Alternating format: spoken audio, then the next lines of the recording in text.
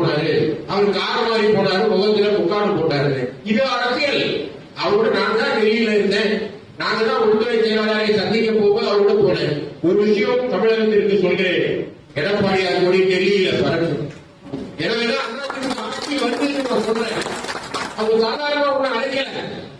ஆட்சி மாறப்போகிறது, அனைத்து இந்திய அண்ணா திராவிட முன்னேற்ற கழகம் தான் கோட்டையை கைப்பற்ற போகிறது என்று சொன்னதும் டெல்லி பட்டணத்தில் இருக்கிற தலைவர்கள் எல்லாம் அவரை பார்க்க விருப்பப்பட்டு அழைப்பு விடுக்கிறார்கள், நேரம் தந்து சந்திக்கிறார்கள்.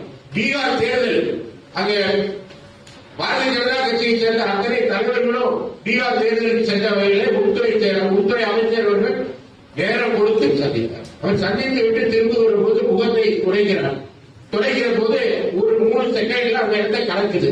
அந்த இடத்துல ஒரு கேமரா வச்சு காத்து இருக்கிறவன் அதை எடுத்துட்டு அவர் சொல்றான், அவர் முகத்துல முக்காடு போட்டான்னு சொன்னேன். அது அவருடைய கைக்குட்டையிலே முகத்தை கைக்குட்டை வச்சு துடைக்கிறேன்னு சொல்றாரு. நான் சொல்றேன், அது எடப்பாடியோட கைக்குட்டை இல்ல, அதுதான் திராவிட முன்னேற்ற கழக அரசை தமிழ்நாட்டில் இருந்து துடைத்து எரிக்க போகிற ஆயுதம். இந்த தேர்தலுக்கு பிறகு 2026க்கு பிறகு அந்த கைக்குட்டை என்னவாக மாறும் என்றால், எடப்பாடியார் தொழிலே பொன்னாடையாக மாறும். அதே கைக்குட்டை ஸ்டாலினுடைய தலைக்கு முக்காலாகவும் மாறும். தொலைவில் இல்லை.